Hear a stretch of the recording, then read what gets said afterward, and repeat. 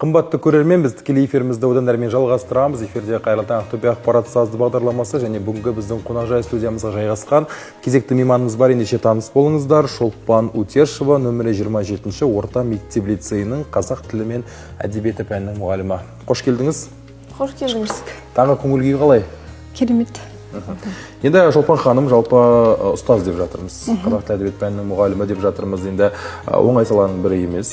Қазіргі уақытта оның ішінде оқушыларды білімге баулу, қызықтыру қазіргі бір таңда қиын шаруалардың бірі болып тұр деп айтсақ болады. Енді осы орайда жалпы ұстаздық жолға қалай келгеніңіз жөнінде әңгімені бір таныстықтан бастайықшы. Қай жақтың тумасысыз, ұстаздық жолға қалай келдіңіз? Мен Атырау облысы Дастор деген жерде туғанмын, туып өскенмін. Енді бала күнімізде әртүрлі мамандыққа бір қызығушылық болады ғой.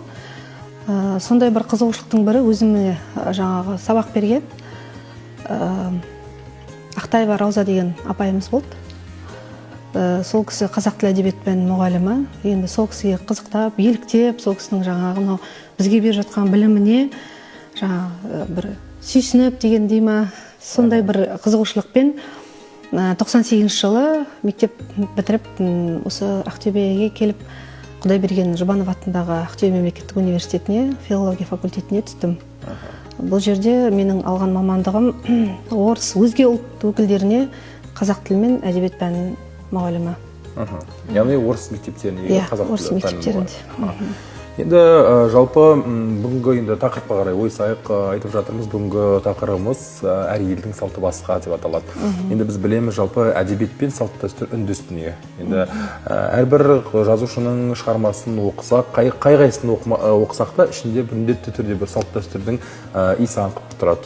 Осы жөнінде айтайықшы, жалпы қазақ әдебиеті салт дәстүрлермен қалай көрініс табады? Енді қазақ әдебиеті ағыз әдебиетімен бірге келе жатқан дүние болғандықтан, оны қазақ әдебиетіндегі салт дәстүр ол көркем шежіре оның ішінде. Ол жаңа айтып кеткендей, ағыз әдебиетінен жазба әдебиетіне қарай ауысқанда да оның ішінде көрініс тапқан, жаңа айттыңыз ғой, бір дәстүр болса да ішінде бар, бірақ оның ішінде бір емес, бірнеше дәстүрлер болады. Мысалға, жаугершілік заманда бізде енді жаңа батырларымыз бар ғой, сол батырларымыздың ерліктерін айтсақ болады. Мысалға, соның ішінде жаңағы антқа деген жаңағы беріктіктері, жаңағы ел қорғаудағы әртүрлі жаңағы көрсеткен ерліктері, сол дәріптеледі. Ол енді батырлар жырында. Ал енді арғарай лирик ыстық жырлар бар. Ондағы енді салт дәстүрді көбіне мысалға қыз жібек, баян сұлу, жаңағы қозы көрпеш баян сұлу шығармаларынан көруге болады. Себебі ол жақта қыз тәрбиесі бар, жаңағы неке салттары бар, құда түсу деген жаңағы салт дәстүрлер ішінде тұнып тұр. Жалпы, білесіз бе, мектеп қабырғасында біз үшін, әр оқушы үшін тіпті айтар едім, ең мейірімді мұғалім ол әрине қазақ тілі қазақ әдебиетінің пән мұғалімі еді. Енді өзіңізге де осы бір жолға келуіңізге себепкер болған сіздің де ұстазыңыз ғой. Сол секілді жалпы өнерге деген, кітапқа деген махаббатымызды, құлшынысымызды ашқан осы қазақ тілі қазақ әдебиетінің пән мұғалімдері, ұстаздары. Енді осыған қатысты Шолпан мырза, Шолпан ханым өзіңізге айтқым келеді. Жалпы бүгінгі таңда біз енді жаһандану заманы деп айтып жатырмыз, цифрландыру заманы. Көп уақытта жаңағыдай жасанды интеллектке тапсырып қойып жатамыз, көп уақытымызды ұялы телефонда өткізіп жатамыз. Енді өзіңіз ұстаз ретінде айтыңызшы, бүгінгі таңда балалардың арасында, оқушылардың арасында осы кітап қаншалықты оқылады? Және де қандай бағытта кітаптар оқылады? Біз енді көбіне бүгінгі таңда мына психологиялық бағытқа көп бет бұрып кеткен секілдіміз, ал біздегі қаншама қазақтың классиктері бар, ақындары бар, жазушылары бар. Ал енді кітапқа қызығушылық деп айттыңыз, оның алдында енді жаңағы мұғалім мейірімі деп айтып жатырсыз ғой. Енді тек қана мұғалім емес, бұл жерде ата-ана да мұғалім ғой балаға. Өзінің ұстазы. барлық тәрбиенің де тал бесігі ол үйде деп ойлаймын, отбасында. Яғни қазір енді балалар жаңа айтып жатырсыз, кітап оқымай кетті, жасанды интеллект бар, болмаса жаңа ұялы телефондар бар, көптеген гаджеттер бар, әлеуметтік желі әсіресе оларды жаңа бір қысқаша бір видеолар, сондай нәрселер қызықтырып, жаңағы бір кітаптан бір жаңағы бір шығармашылықтан бір үнестеп кеткен сияқты, алыстап кеткен сияқты болады ғой енді. Енді бұл орайда айтатын нәрсе жаңағы отбасынан басталады деді, қандай тәрбие болса да. Енді бала, біздің алдымызда отырған бала әр отбасының айнасы. Яғни сол отбасында не жасайды, қандай дүниелер бар, оның бәрін біз сырттай бақылап отырамыз, көріп отырамыз. Кітапқа деген қызығушылығы балалар, ол енді ол сабақ барысында түрлі бір сайыстарға барған кезде көрінеді. Ол көркем шығарма оқуда, әртүрлі оқулар, сайыстар болады, мағжан оқулары, басқа да абай оқулары деген сияқты. Ол кезде балалар көрінеді, олармен әрине жұмыс жасаймыз. Қызыққаның үстіне қызыға түсетін де балалар бар. Жоқ тек қана енді тек осы жолға ғана қатысып көремін деген сияқты балалардың да түрлері болып жатады ғой енді. Жалпы жаһандану мәселесіне келетін болсақ, енді бұл салт дәстүр ол ары қарай жалғасын таба бермек. Ол енді сізбен біздің құзырымызда.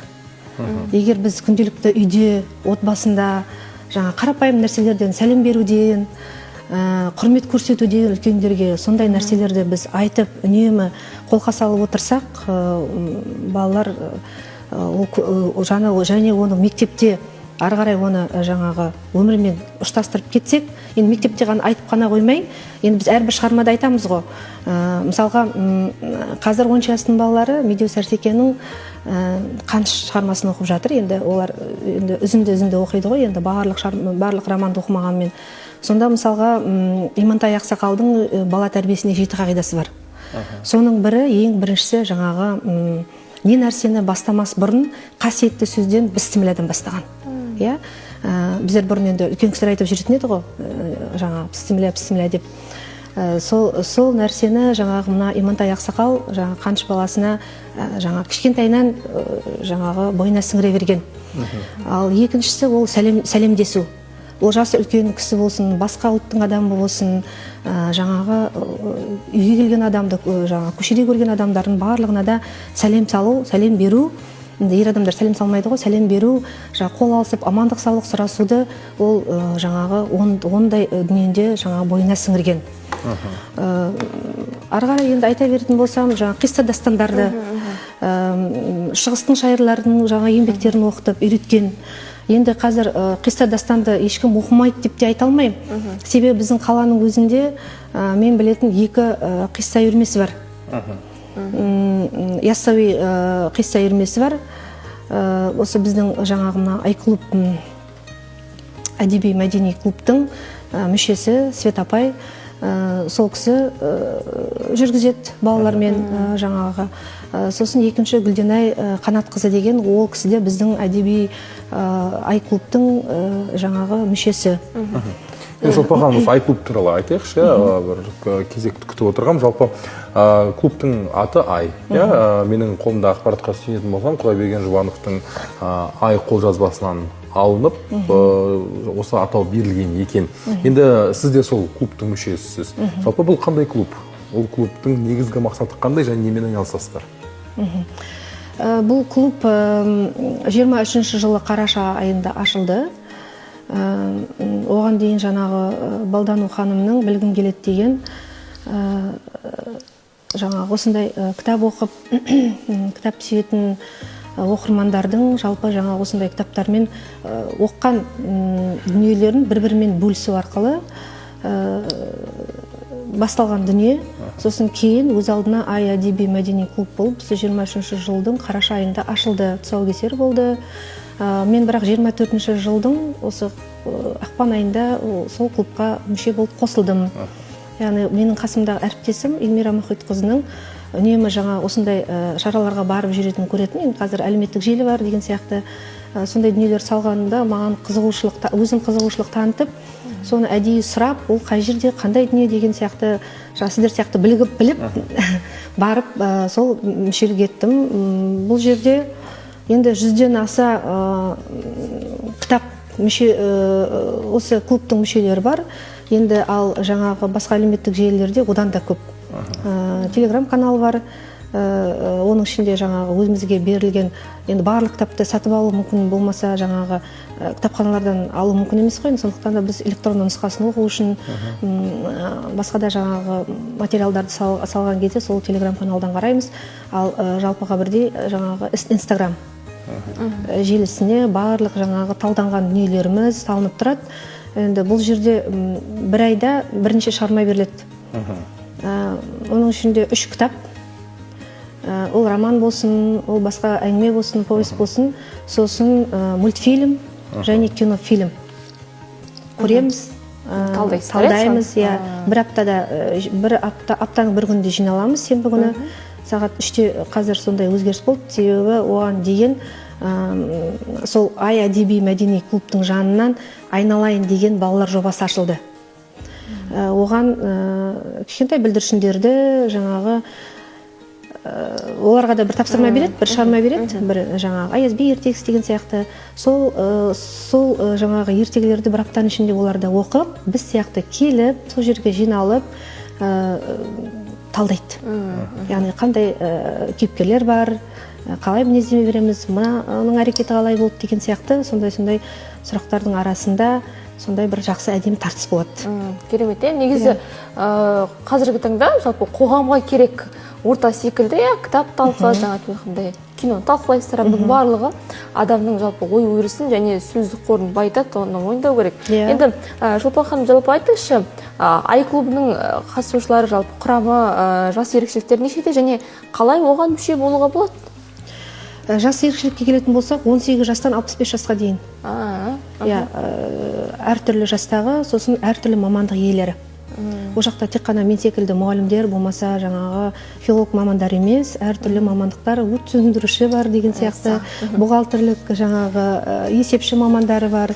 Әртүрлі саланың жаңағы маман иелері бар. Оларда өстіп жаңағы осындай ақпараттық желілер арқылы көріп, қызығушылық танытқан, немесе қасындағы әріптестері жаңағы бір сәтті болмаса да көріп қалып, қызығушылық танытқан жандар, оған қосылудың ешқандай қиындығы жоқ. Мысалы, сенбі күні біз әр талқыға барамыз, сол кезде қонақ ретінде келеді, көреді, сосын өзінің түйінін айтып кетеді, яғни жаңа өзін таныстырады, осы клубқа қалай келді, қалай қызықты, несімен қызықтырды деген сияқты. Енді ол несімен қызықтырды деп те айту енді былай ұят шығар, енді кітап болғандықтан адам жасы айтқандай ой өрісін дамыту үшін. Өзіне керек жерін түртіп алу ғой. Мүмкін бір кейбір шығармалары бар шығар, көкейінде жүрген, соны мүмкін тыңдауға келген шығар, болмаса оны бөлісуге келген шығар деген сияқты дүниелер арқылы келеді. Келіп, сосын кейін ол жаңағы клубта мүше болып қала береді. Түсінікті. Шолпан ханым, енді алтын уақытыңызды бөліп, эфирге келіп, бір танымды ақпарат болды деп ойлаймын.